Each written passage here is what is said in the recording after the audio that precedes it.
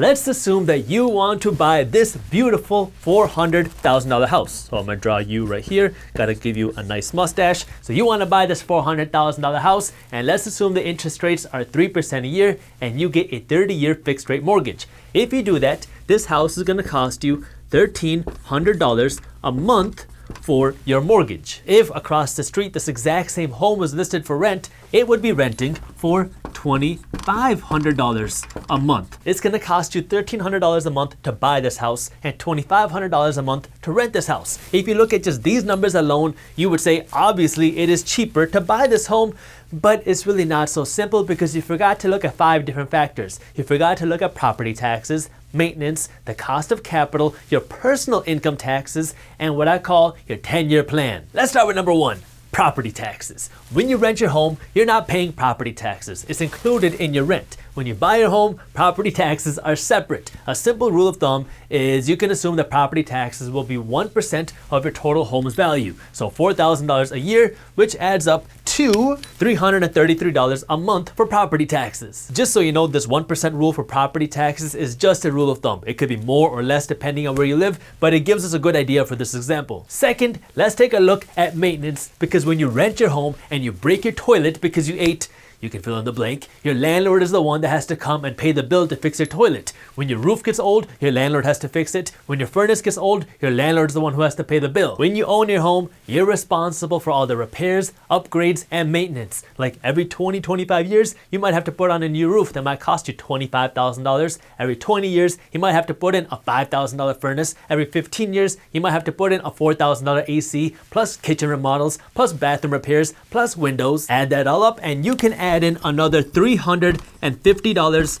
a month for maintenance and repairs, assuming you're not doing major upgrades to the property. Now, this doesn't mean that every single month you're gonna have $350 going out to do maintenance on the property, but over the long run, owning the home, you can kind of estimate about $350 a month for a house this size. Third, you have to look at the opportunity cost or the cost of capital, because when you bought this home, you had to put 20% down, which is $80,000 on a $400,000 home. If you don't have $80,000 to buy this home, then you're going to be paying PMI. I'll get to affordability for homes a little bit later in this video, but you put $80,000 down to buy this home, and the $80,000 is money that you could have put into the stock market. It's money you could have invested into a business. It's money you could have used to buy an investment property, but you used it to buy your dream home. So there's an opportunity cost that you have to weigh. Think of it this way. Let's assume you have $1,000 in your pocket, and there are only 2 things that you can do with this $1,000. You can go to the store and buy a really nice scarf, or you can invest this $1,000 and in 2 years this $1,000 will be worth $2,000.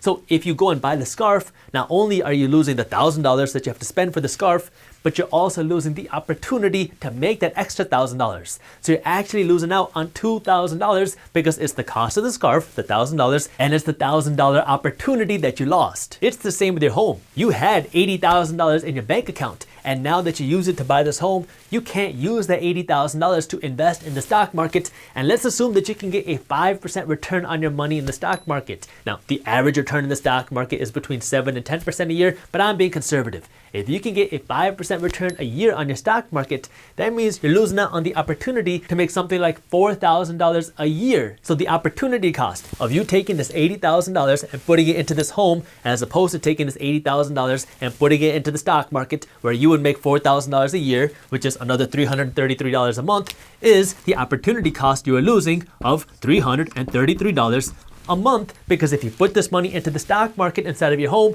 you'd be making an additional $333 a month. At this point, many of you are probably thinking, but Jaspreet, that's not a fair analysis. The value of your home is going to go up too, because your home is an investment and real estate never goes down in value. Now, I get it. I'm a real estate investor. I have purchased properties that have doubled or tripled in value in a very short amount of time. So if your property goes up by 4% a year, then this $333 a month that you're losing in opportunity cost is recovered through appreciation in your home. But it's really hard to calculate that because you're not buying this home for the sole purpose of making money.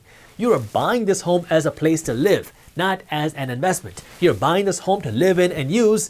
You're not buying it to flip. Can you make money on your home? Yeah, absolutely. But remember, you're not buying this home to get rich. You're buying this home to use it. If you were buying this property just to make money, then it would be better for you to go out and buy an investment property. That way you can get passive income and the appreciation instead of buying a home to live in. You could very well see that 4% appreciation in the home value of your home, but you don't actually realize or get that money until you sell your home and sell the place where you live.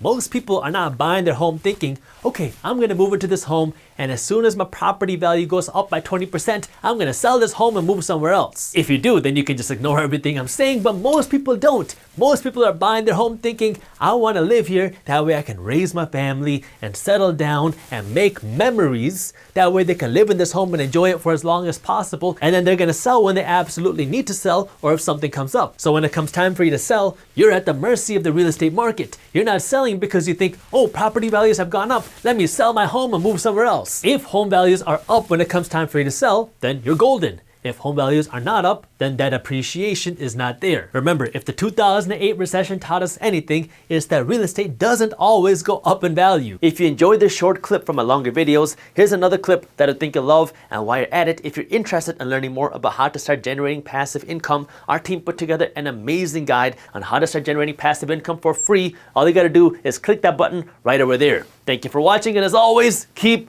hustling.